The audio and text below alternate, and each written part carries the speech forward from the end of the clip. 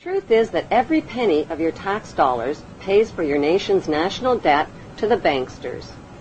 The banksters then loan your hard-earned tax money back to your government and charge interest on it for your basic public services. Before the bombing and theft of the country of Iraq, every citizen in America owed the banksters $70,000 per citizen. It is your skyrocketing debt and your nation's skyrocketing debt to the banksters that have helped them enslave the world, and they're doing it with your money, your labor, and your approval. Since the ruling families and their brotherhood of wealthy insiders hide their wealth and don't pay taxes, why should you? Find ways to avoid paying tax monies to these gangsters. If you earn an average salary over your lifetime, you will pay the banksters more than $1 million in taxes. 3/4 of your lifetime of work pays for your government's debt to the banksters and your personal debt to the banksters on your mortgaged house, your car loan, student loans, and other loans. The banksters' game is all about taking your money in taxes and then loaning your money back to you again with interest. They take property taxes, gas taxes, food taxes, clothing taxes, and dozens of other taxes and fees. Collectively, the public willingly hands over trillions of dollars annually to the banksters by depositing money in their banks, paying taxes to their central banks, supplying labor to their corporations, buying stock in their corporations, and then spending savings in their corporate superstores. So what do the banksters do with all your money that they pocket? They bomb, rob, kill, colonize, exploit, and advance their cause for global control and for your eventual enslavement. A third solution is to refuse to fight the banksters' murderous wars and to stop supporting others who fight their wars.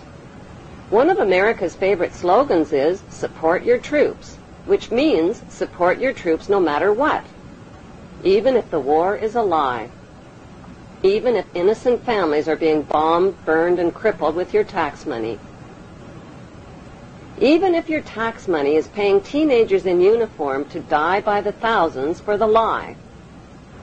The majority of recruited soldiers are naive, duped, unemployed teenagers who are romanced into believing they are heroes fighting for freedom. But what they are fighting for is the wealthy ruling families who are systematically disarming the world of all weapons of resistance to their global empire. We've talked to not to conquer anybody, but to liberate people. A fourth solution is to stop voting. Most nations have two main political parties, which means there are only two candidates for the top job. One is the candidate for the very rich, and the other is the candidate for the even richer. Both candidates are sponsored by the lobby groups of the ruling families. Many voters feel a need to vote for the lesser of two evils, but they are still voting for evil and supporting a corrupt electoral system. Both John Kerry and George Bush are members of Yale University's Skull and Bones Secret Brotherhood, which is rooted in German Freemasonry.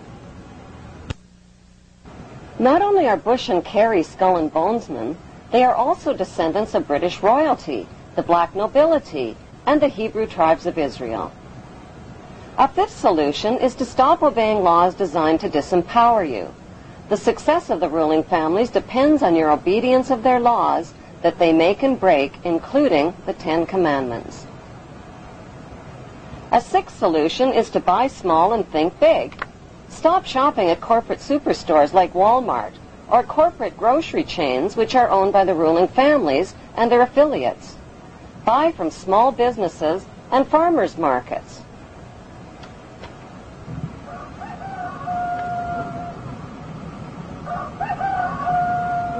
Grow your own natural food. The banksters have been genetically modifying and patenting the food you eat, the seeds you need for growing food, as well as animal DNA. Corporate farming that supplies meat to corporate grocery stores subjects animals to painful, inhumane crowding, filth, cruelty, and abuse. A seventh solution is to stop donating to charities. Most of it pays administration fees. The ruling families have set up big charities and foundations to create a friendly, charitable image of themselves and to cover up their real agenda. Big charities serve as a hiding place to launder dirty money from the drugs and weapons trade. The Queen's husband, Prince Philip, is the international president of the World Wildlife Fund, which is one of the worst offenders. An eighth solution is to stop identifying with a flag or a national anthem. Refuse to sing praises to America's bombs bursting in air, or to Britain's gracious and noble Queen, who is neither gracious or noble.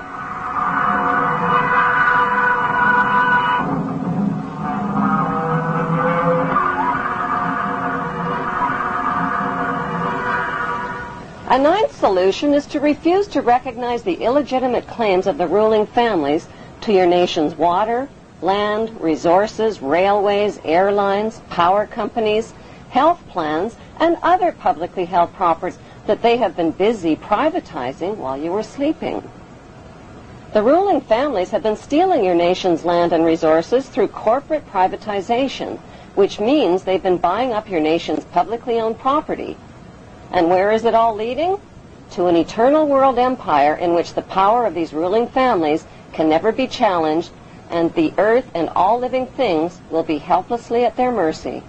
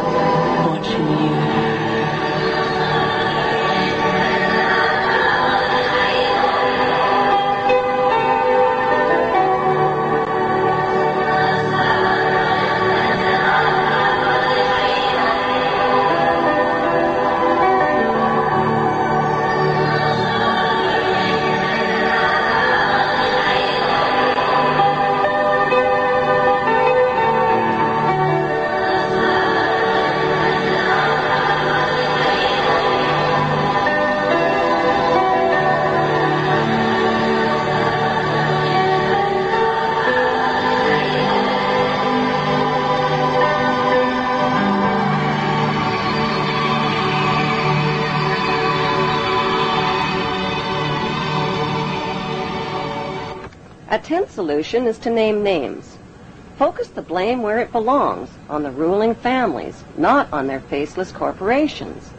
Corporations like WorldCom, Enron, Merrill Lynch, and Halliburton are owned by real people with real names and real faces.